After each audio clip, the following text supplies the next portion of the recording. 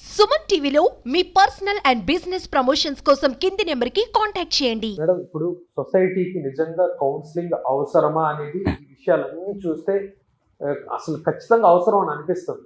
అంటే మీ పర్సెప్షన్లో సైకాలజిస్ట్ సొసైటీకి అవసరమా అంటే మీరు ఏం చెప్తారు? ఖచ్చితంగా అవసరం సార్. ఖచ్చితంగా అవసరం అంటే ఏ పర్స్పెక్టివ్ లో? అంటే ఎలాగంటే సార్, ఇప్పుడు ఏదైనా సార్ ఒకటి జరిగినప్పుడు, ఒక ఇష్యూ అనేది జరిగినప్పుడు ప్రతి హ్యూమన్ ఏంటంటే వాళ్ళకి ఒక మ్యాప్ ఉంటుంది. ఆ మ్యాప్ నుంచి వాడు పర్సెప్షన్ చేస్తాడు. అంతేగాని ఎక్స్టర్నల్గా ఏం జరిగింది అనేది చూస్తాడు తప్ప ఇంటర్నల్గా ఏం జరిగింది అనేది అతను చూడలేడు ఎప్పుడు. సో మేమేంటంటే ఇంటర్నల్గా ఏం జరిగింది, వాట్ ఈస్ ద టెరిటరీ అంటే ప్రతిదానికి ఇప్పుడు చెట్టు ఉందండి, సరిగా కాయలు కాయకపోతే మనం చెట్టుకి వైద్యం చేస్తాం, కానీ మనం వైద్యం చేయాల్సింది రూట్స్కి. So root cause, what is the root cause అనేది మేము చూస్తాం. కాబట్టి వాళ్ళు ఏమంటే ఎక్స్టర్నల్గా చూస్తారు. సో ఈ వేరియేషన్ ఉండడం వల్ల మా రూట్ కాజ్ కనుక్కున్నాం అనుకోండి, ఈజీ అవుతుంది ఆ సొల్యూషన్ అనేది. మేడం, మీరు సైకాలజీ చదువుకునేటప్పుడు ఓకే, సొసైటీలో ఇటువంటి జనాలు ఉంటారు, వీళ్ళకి ఇలా విధంగా ట్రీట్మెంట్ చేయాలి, ఇది ఒక ప్యాటర్న్ లో ఉంటుంది. But when it comes to reality, సొసైటీలో మీరు రియల్ పర్సన్స్ కి ట్రీట్మెంట్ చేస్తున్నప్పుడు అసలు ఇలాంటి సమస్యలు కూడా ఉన్నాయా, అసలు ఇలాంటి వ్యక్తిత్వం ఉందా, ఇలాంటి మనస్తత్వాలు కలిగిన జనాలు ఉన్నారా అని మీకు అనిపించిన కేసెస్ ఏమన్నా చెప్తారా మేడం?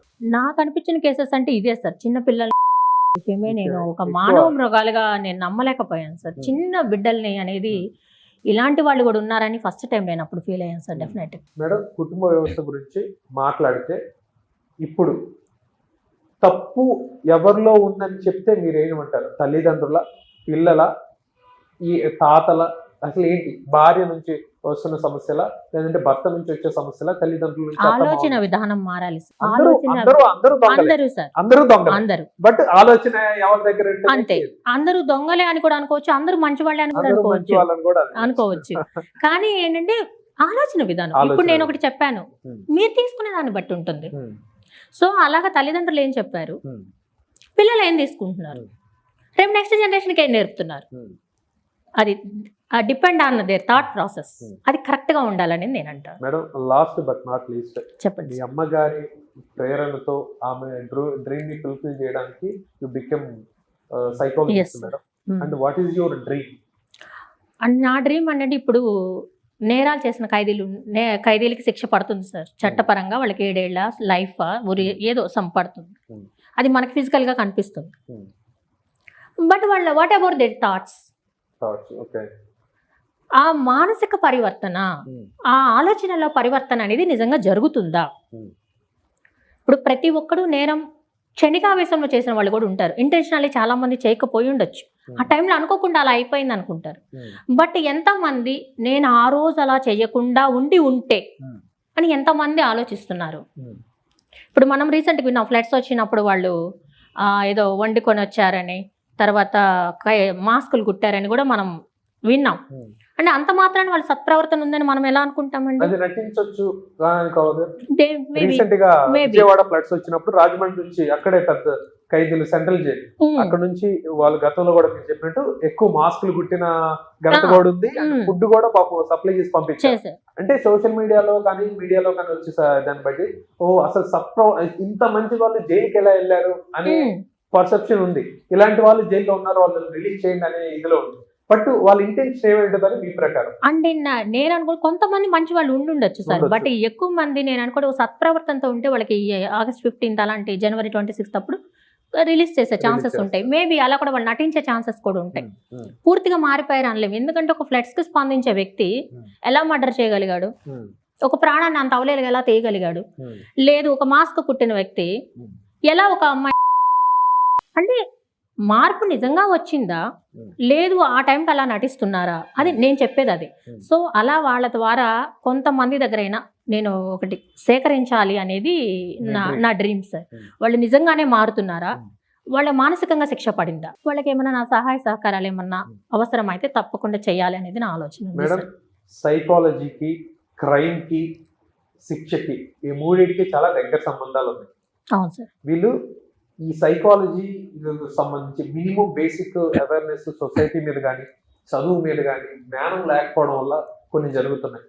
కొన్ని అన్ని తెలిసిన సైకోలు వాళ్ళ సైకోలు అనాలా psycho. What is the difference between psycho and Psy- శనికావల చేసే సైకో తెలిసి చేస్తాడు, ప్లానింగ్ తో చేస్తాడు. ప్లానింగ్ తో చేస్తాడు. ఎస్, వాడి మైండ్ సెట్ పూర్తిగా అలాగే ఉంటుంది. పూర్తిగా ఉంటుంది. అంటే కాన్షియస్ లో చేస్తాడు. చేస్తాడు. వాడే మందుతో కొట్టో ఇంకోటి లేదు లేదు, వాడి ఆలోచన అంటే వాడి ప్రవర్తన, వాడి ఒరిజినాలిటీ అది. ఇంకోటి చావుతూనే పోవాలా మేడం? వాడికి ఏ కౌన్సిలింగ్ అవసరం? మారే ఛాన్సులు చాలా తక్కువ ఉంటాయి సార్. సైకో చాలా అంటే తక్కువ. ఆల్రెడీ మానవ మృగం వాడు. రోగం. వాడు అలాంటి వాళ్ళు అసలు బతకడానికి అర్హత లేదంటాను అర్హత నేనైతే. లేదంటారా? కానీ కొంత ప్రయత్నం అయితే మనం చేయాలి కదండి. మనం ప్రయత్నం చేయాలి, బట్ నాట్ ష్యూర్. Hmm. క్షణికావేశంలో చేసిన వాళ్ళని మనం మార్చొచ్చు.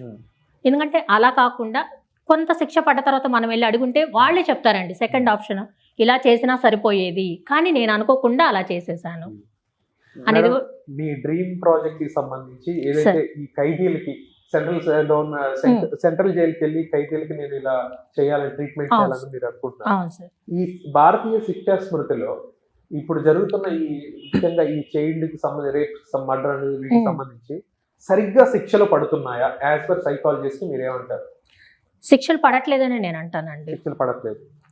ఎందుకంటే శరీరాన్ని మీద ఫోకస్ చేసి శిక్ష వేస్తున్నారండి. కావాల్సింది మార్చాల్సింది మానసిక పరిస్థితి. మానసిక పరిస్థితి. అది శిక్ష అనేది మనిషి యొక్క స్వభావాన్ని మార్చగలగాలి, అంతేగాని మనిషి యొక్క శరీరానికి శిక్ష పడుతుంది అనేది నా పర్సనల్ ఒపీనియన్. నేను ఇక్కడ చట్టాన్ని గౌరవిస్తున్నాను తప్పకుండా, దెర్ ఇస్ నో డౌట్. కాకపోతే ఏంటంటే యాజ్ సైకాలజిస్ట్గా నేను చెప్పేది, నువ్వు శరీరాన్ని ఎంత శిక్షించినా ఆలోచన విధానంలో మార్పు రానప్పుడు వాడు బయటకు వచ్చినా కూడా వాడు మళ్ళీ అదే చేస్తాడు కదా. దానికి ఏం చేయాలి మేడం?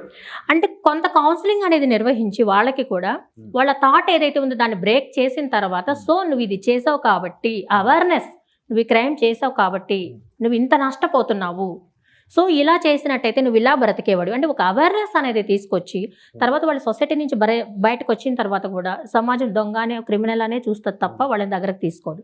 సో సొసైటీలో కూడా ఇలా ఉంటుంది నీ ఫ్రేమ్, దీన్ని ఎలా లేబులింగ్ని ఎలా మార్చుకోవాలి, బయటకు వచ్చిన తర్వాత వాళ్ళకి లోన్స్ ఇస్తారా, లేకపోతే వాళ్ళ రిలేషన్షిప్స్ వాళ్ళ ఫ్యామిలీతో ఎలా పోగొట్టుకున్నారు, ఇవన్నీ మనం తెలియజెప్తూ ఒక అవగాహన అనేది వాళ్ళకి తరచుగా ఇవ్వడం వల్ల మైండ్ సెట్ మారుతుందని నేను అనుకుంటున్నాను. ఇప్పుడు జరిగిన వాటికి శిక్షలకు సంబంధించి మీరు మాట్లాడారు. ఇప్పుడు జరగబోయే వాటిని ఆపాలంటే శిక్షే సరైన దారి, కఠినమైన శిక్ష సరైన దారి. ఎటువంటి కఠినమైన శిక్షలు వేస్తే జరగబోయాయి మనం నియంత్రించవచ్చు మీరు చెప్తారు? జరగబోయాయి అంటే సరే, ఒకటి జరిగినప్పుడు పబ్లిక్ క్యాండిల్ ర్యాలీస్ అని అవన్నీ ఇవన్నీ చేస్తున్నాయి. వాళ్ళు ఏంటంటే ఒక ఎమోషన్ కి కనెక్ట్ అవుతున్నారు. మళ్ళీ కొన్నాళ్ళ తర్వాత ఎమోషన్ పక్కకి వెళ్ళిపోతుంది. వాళ్ళకి ఒక శిక్ష పడిందంటే వీళ్ళు సాటిస్ఫైడ్ వెళ్ళిపోతున్నారు, నార్మల్ అయిపోతున్నారు. కానీ మార్పు అనేది ఇంటి నుంచి రావాలి అని నేను అంటాను సార్. ఇంటి నుంచి, వ్యక్తి నుంచి మార్పు స్టార్ట్ అయితే ఆటోమేటిక్గా సమాజంలో మార్పు వస్తుంది. ఈ పని చేస్తే ఇది నీకు పనిష్మెంట్, చట్టంలో ఇలా ఉంది అని ప్రతి దానిలో, స్కూల్స్ లో కూడా, కాలేజెస్ లో కూడా ఒక అవేర్నెస్ చట్టం మీద. ఇప్పుడు సబ్జెక్టులు కూడా, ఎస్, సబ్జెక్టులు కూడా అసలు ఏ ఎడ్యుకేషన్ సిస్టమ్ నాకైతే అర్థం కాదు. నాకు మీడియాలో ఉన్నాను కాబట్టి కొన్ని మాటలు మాట్లాడలేదు, చాలా కోపంగా ఉంది. కష్టపడి చదువుకొని ర్యాంకులు వచ్చిన వాళ్ళకి జాబులు రావు, మీడియంగా చదువుకున్న వాడికి జాబులు వస్తాయి. ఎలా? వాడు బ్యాక్డోర్లో అన్న వెళ్తాడు, తర్వాత కోర్సులు అన్న చేస్తాడు. ఇంత చదువు చదివి మళ్ళీ బయటికి వెళ్ళి ఇంకో 2-3 సంవత్సరాలు కోర్సు చేయడం ఏంటో జాబ్ కోసం నాకు అర్థం కాదు.